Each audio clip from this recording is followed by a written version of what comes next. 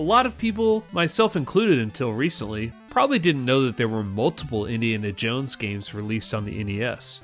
The Temple of Doom game was fairly common, but the Last Crusade sequel wasn't released until 1991, when most folks had moved on to the Super Nintendo. What's even stranger is that 2 years later, an entirely different company released an entirely new game for the NES with the exact same title.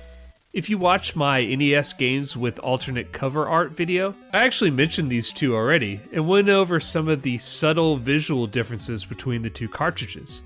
That's actually my favorite video I've made so far, so if you haven't seen it and you want to watch me analyze some bizarre Nintendo variants, I've linked to it in the description. Anyway, there's more to these games than just the labels. Indiana Jones and the Last Crusade was released on the NES in 1991 and was published by Taito. A separate and completely different Indiana Jones and the Last Crusade was released in 1993 and was published by Ubisoft. To this day, I still have no idea why this happened, but my best guess is that by this point in the NES's lifespan, Nintendo was more focused on the Super Nintendo and Game Boy, and the old seal of quality was just slipping a bit.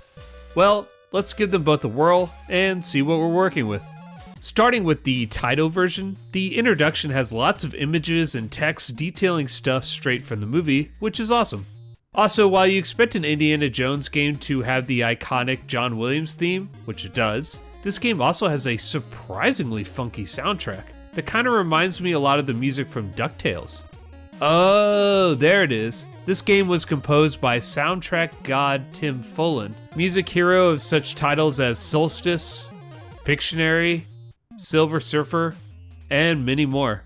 Anyway, when the game starts, there's some introduction followed by a choice which allows you to choose between multiple paths. Cool!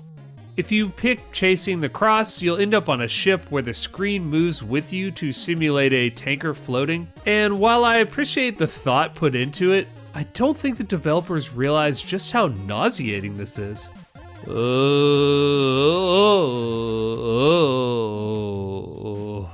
You fight a ton of tiny enemies that never stop coming. You'll mash at them relentlessly, but while you think you're hurting them, you're actually dueling with your true enemy, random hit detection. It's a total 50-50 rock'em sock'em robot showdown of zero strategy or execution. So, which one has the cross? I've been across this whole boat, killed everyone I can, tried all these doors that don't open, and turns out this is really just setting you up for a series of confusing premises with little context. Here, for instance, when it says one of them has the cross, it means kill 30 of them, and the cross will appear. Just a quick, keep fighting till you find the cross would have gone a long way.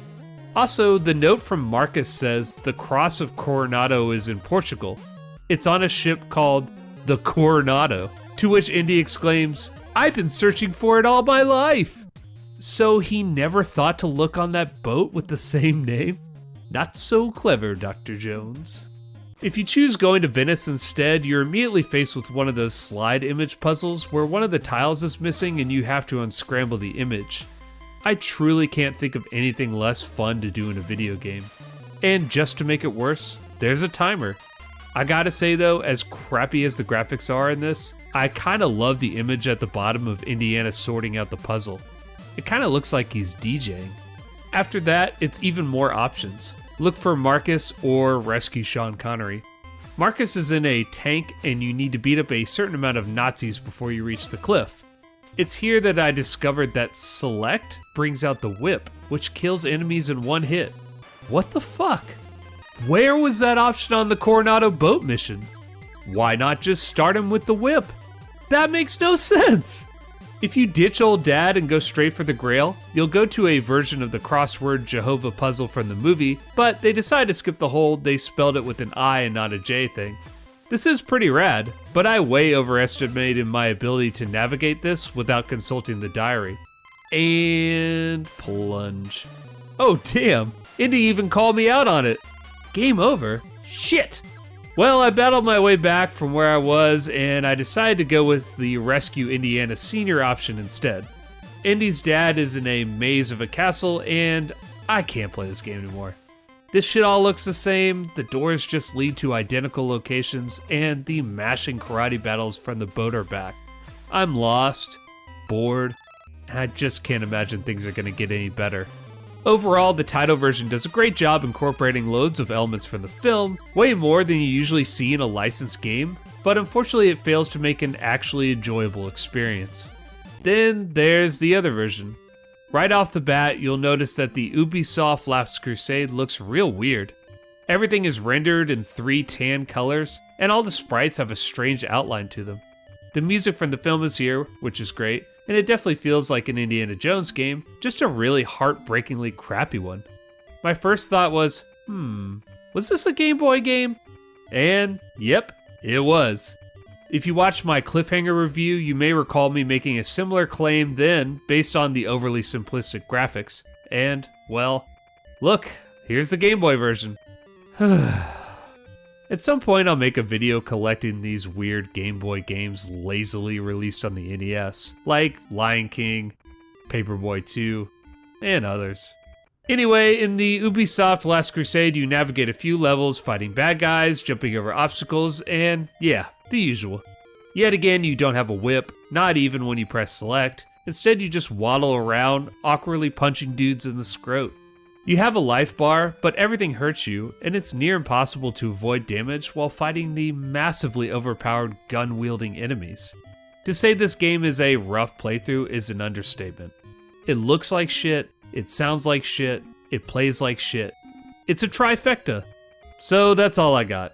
I feel like I'm really half-assing it here by not playing more levels from each of these and showing y'all all that I can, but honestly, there are other long play videos out there that already do that in depth. The best I can give you is this. In my opinion, these are both 2 of the worst games on the NES. The Taito version at least has the amazing music, excellent parallels to the movie story, and ambitious design to complement its supreme mediocrity, but the UbiSoft version is pure trash. Just a weak cash grab effort in every way a game can be. The most interesting thing about these games is just the bizarre little footnote that they occupy in the NES's history as the only fraternal but not identical twins. Believe me or not, the decision is up to you. You must choose. But choose wisely.